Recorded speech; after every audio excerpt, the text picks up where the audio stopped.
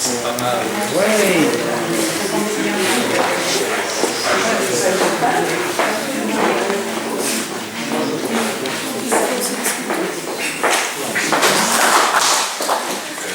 Bonsoir, mesdames et messieurs. Je suis très content et très heureux de vous avoir ici si nombreux pour l'exposition de Franta ici présent.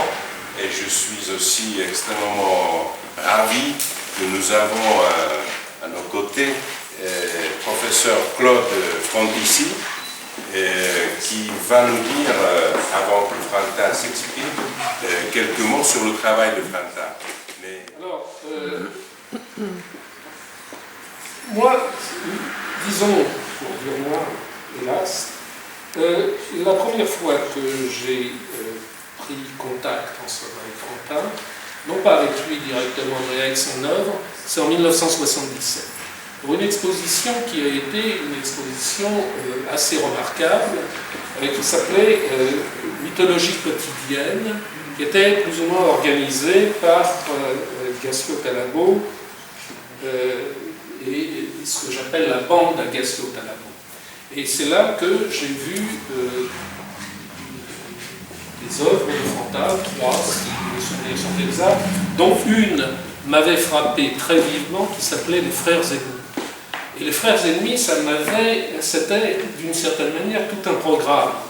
Parce que ça touchait d'abord à des problèmes, enfin, par une espèce de paradigme en quelque sorte, ça touchait à deux choses. D'un côté, ça touchait à un drame, enfin une tragédie, qui est une tragédie mythologique, puisqu'il y a une œuvre d'Échille qui s'appelle Les Sept contre-autels, et qui a été par la suite récupérée par la tradition classique française par Corneille et qui s'appelle la Thébaïde ou les Frères Ennemis.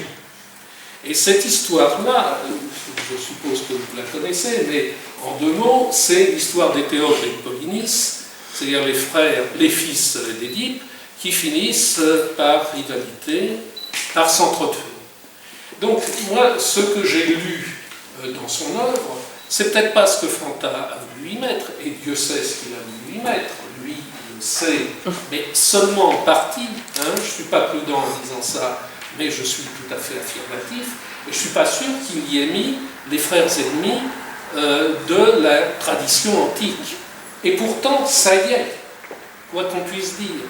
C'est-à-dire que ce qu'il décrivait dans cette affaire-là, c'était quelque chose qui appartient à, je dirais, à la destinée humaine, et ça me paraît une des choses essentielles, sinon la chose essentielle de l'œuvre de Franta, c'est se pencher sur cette espèce de tragédie intime de l'homme, où l'homme, d'une certaine manière, est un loup pour l'homme.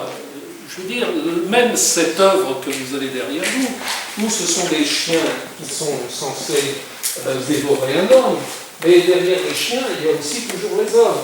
Et donc, en effet, ça peut paraître quelque chose comme une métaphore de la cruauté qu'on rejette très facilement du côté des chiens, et qui, comme vous le savez, appartient en propre à l'homme. Donc ça a été la première chose qui m'a frappé, d'autant plus que quelques mois auparavant, j'avais participé, parce que je dirigeais le groupe de théâtre antique de la Sorbonne, j'avais participé au montage, justement, des Sept contre-autels. Donc pour moi, c'était quelque chose qui était d'une grande immédiateté. Bon. Merci infiniment à Claude de dire quelques mots sur mon travail. Merci à M. Pospichil de me proposer cette présentation de mon travail.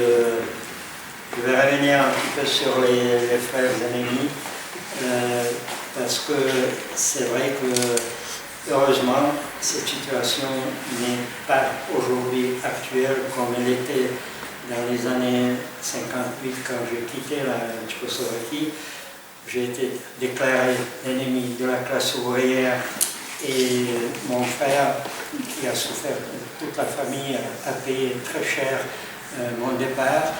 Et ce qui m'a, les cauchemars que j'avais, c'était de me, parce que la situation mondiale était la guerre froide et le conflit était toujours pas très loin, de me trouver un jour en tant que soldat français en face de mon frère et tirer sur mon frère parce que lui, il était obligé de tirer sur moi.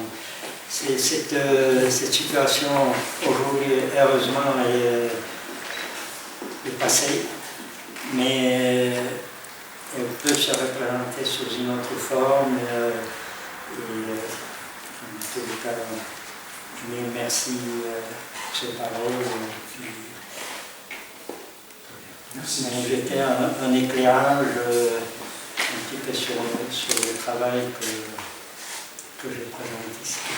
Merci en tout cas.